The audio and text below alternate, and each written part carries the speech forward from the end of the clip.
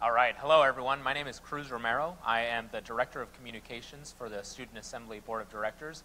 I'm here at APTA Next at the APTA Media Center, and I'm joined right now by Matthew Hyland. Thank you for your time. Yeah, my pleasure, Cruz. Thanks for having me. Absolutely, absolutely. So you just got reelected to the board. I did. Yeah. We were just talking about it. You said there's just a huge relief after all of that finished, and Brett, yeah.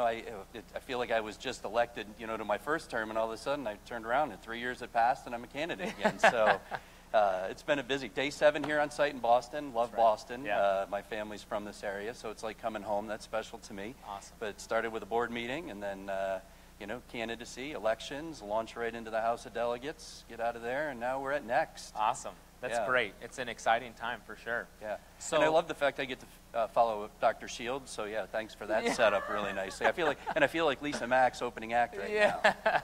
So Dr. Richard Shields just addressed all of us at the 48th Macmillan Lecture.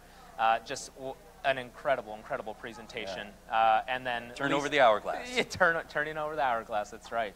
So Director Hyland, you are on the board. Tell me some of the things that you do. Tell me some of the things that you're really passionate about in your role. Yeah, well, I'm first and foremost about the profession. Better together, moving forward. Our vision sentence. That's actually the vision sentence was the impetus of me running for the board the first time. I was so moved by it, and I knew I wanted to be part of the team that got us there. Yeah. Running for a second term actually wasn't a foregone conclusion to me. I needed to know that there were going to be issues and opportunities that, my skill sets would lend them to. And the idea of the movement system really stimulates me as that our future identity. And we heard that from Dr. Shields today in the 48th Macmillan Lecture. That's right.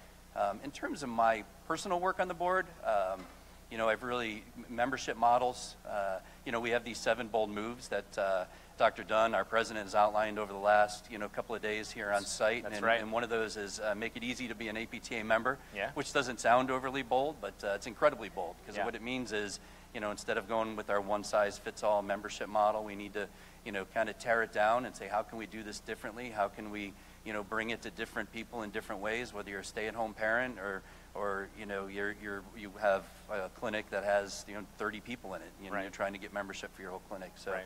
and then springboarding on that, obviously, a tremendous amount of work in the area of trying to get students who were involved when they're in their educational program and having them convert over to being staying members of the association when they graduate. I mean, we know we have about 80 to 83% our students are members for various reasons. We also know that by the time they're within 5 years out of school, they kind of revert to the mean, and only about 32% stay members, and that's not really their problem, that's really our problem, and more so from my perspective, it's our opportunity to make change, and I'm very passionate about that. That's so important. I talk to so many students all the time about that very issue, right? And early career professionals, where they get out of school, they were really involved in their program, in extracurricular activities on their campus, even in the APTA, right. For that matter, at the state, local, national level, and then they get out, and then it is a struggle to stay involved in those 0 to 5 years. So now, what are some of the things that you're trying to do? What are some of the things that you and the board have talked about? Yeah, so it started actually with the Student Assembly motion to the House of Delegates in 2014. From that, the motion was the Recruitment and Retention of Early Career Professional Task Force, which we quickly called RETEAM, so I didn't have to stand in front of the board and keep saying Recruitment and Retention of Early Career Professional Task Force. So that became its affectionate name. We had a number of members. Actually, Joe Black just walked by. He was originally on the RETEAM. A number of former Student Assembly board members were on there as well. We did about 13 months worth of work, tremendous amount of data analysis, and brought forth our own 7 bold recommendations to the board in February of 2016. Yeah. And a couple highlights of those were creating an early career community. Yeah. So, when you're in school, you have a community. You have a community of, your classmates, whatever your DPT program is. You have your entire, university or college that you're a part of. And then even on the larger whole, you know, PT students from across the country, which is where the student assembly is so incredibly valuable. Yeah. But then you graduate. Right. And what do you have? And you kind of fall into this, you know, this space, yeah. right? Yeah, that's a great term. Yeah. And that's what we're looking to fill with the early career team. It's a landing zone. And that community's been formed, and they're doing work. They just gave us our first interim board report that I was proud to bring to the board for this meeting. And we should be getting their final recommendations by November. So, and more importantly, well, I shouldn't say more importantly, let me take that back. Equally as importantly is we need to study that group better. Yeah, that group overall being all DPT students when they graduate. Because we have long-held beliefs, right? Is it too expensive to be a member? And that's the easy answer. We don't know. But what's more likely to keep you engaged? Are you likely to be more engaged because you're on the student assembly and you're so engaged now? If you went to NSC, does that keep you more engaged? Yeah. You're more likely to stay. Or if you went to Next, or you went to CSM, if you were involved at all, are you likely to stay involved? And we need to learn that information. It's research, right? Yeah. And that's what we have to do. We have to research and understand better. Because, again, I'll go back to Dr. Dunn's better together, but we're better together if we convert at a much higher rate. Right. See, it is incredible that, again, there's this constant theme of talking to members at the highest level, like yourself, and hearing you say that, and then seeing the action. Now, 2 years in a row, the board and the delegation has supported motions that are brought forth by students, and really listening to us, and not just listening, but actually a real specific action comes out of that.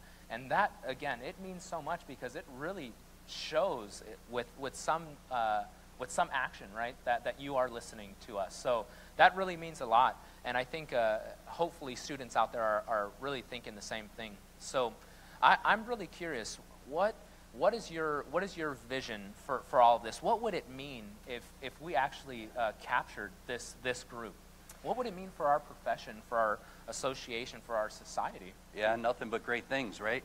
And it's a multi-prong approach. You know, it started with RETEAM. We have this phenomenal student assembly, which, you know, I think, you know, the world of. And, you know, and that's the springboard. That's where it starts, right? It's engagement at that level. And then now you can morph into the early career team and find your touch point there, whether it's PT Day of Service, whether it's, you know, a different event. You know, it doesn't have to be long-term, but, right. you know, something that you value, that you want to be a part of. Right. But we're able to keep you in the association because it's the lifeline of the association, our memberships. We need to value our members. Yeah. And then from there move into, you know, somewhat the Leadership Development Committee, which is really targeting our 5 to 10 years. So it really is a continuum. They're not individual programs. It's a continuum to give places and opportunities. And then, you know, that reaches out to our components, to our sections, who are amazing places for therapists to land, students converting over to therapists to land, you know, to be with a group of specialists in an area. So just opportunities to stay involved. And if you stay involved, and we're all here together, you know, we have a bright future and a pipeline, and what it's all about is going back to that vision, transforming society by optimizing movement to improve the human experience. You know, I can't say it enough. I love it. Yeah, me too. That's such a powerful statement. And again, I just want to reiterate that you are listening. I talk to a lot of individuals in my role that feel like they're not being heard, feel like, you know, well, it's slow changing, but the association, the board of directors, the delegation, they really do listen. They really are hearing us. I mean, some things that I've heard just recently are, you know, we have a branding problem. And then it came out, and then Choose PT came out, right? And Movement Specialist came out. Mm-hmm. And all of these different chapters are, you know, having an idea about this and how to move us forward. So that right there just means a lot to me, and I hope means a lot to other students, so, and early career professionals for that matter. Yeah, well, we have to listen because the answers are going to come from, you know, from that group of therapists, that new graduating group, the early career team, the students, the student assembly. I mean, it's not for us to sit there and go, here's what we think is going to work, right? I mean, that's not the way we're going to operate. If we're going to do this the right way, we need to get in there and find out the solutions, the answers, the ideas, and then make a good decision on, okay, now how do we implement it? But yeah, we have our ears wide open. For anybody who doesn't think they're being heard, you know, reach out. We're listening all the time. Reach out on your component level, your chapter level, section. Come straight to your APTA board of directors. We're here. Our ears are open, and we want to listen to you. Yeah. So I talked to Janine yesterday, Janine Gunn, the treasurer, the now treasurer. Our newly minted treasurer.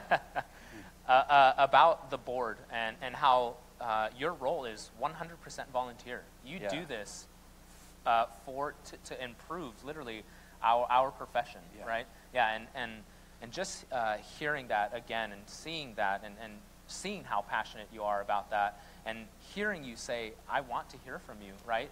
The time is now. You should reach out. Yeah, it's great. Yeah, thank you. Everybody should be involved the way they want to be involved. And if we're all members, we need great clinicians who are out there, decreasing variance in practice and getting our patients better. We need people out there that are doing great research to help give us the evidence so that we can follow it as clinicians. We need tremendous educators that are bringing evidence to our students, and carrying that branding message of movement. And we need people who are willing to serve our association. And that's where my passion is. So, my advice to any, early career professional or student, find your passion. It doesn't have to be a desire to serve on the APTA Board of Directors. If it is, I'm here. Come talk to me. I'd be happy to help get you here, Awesome. But be a great clinician or be a great advocate or be a great researcher. Whatever your passion is, go find it and find mentors within our association, because there are literally thousands of out there, who would be more than happy to participate. Yeah, better together. Better together. Yeah, mic drop. You could just right there. So I just want to one more question, and you already talked about this a little bit, but Actually, I think we're finished. All right. I think you. I guess I did. You just. I think you literally. Yeah. I'm not going to drop it because then I'd have to answer to Janine about buying a new one. So. Well, awesome. Matt, thank you so much for your time. Thank you, Cruz. I appreciate it. Thanks for having me. Absolutely. All right, everyone. We have more interviews coming with myself. Up next is Lisa. We're going to have an incredible conversation about students. Stay tuned. Coming back to you. Bye, everyone.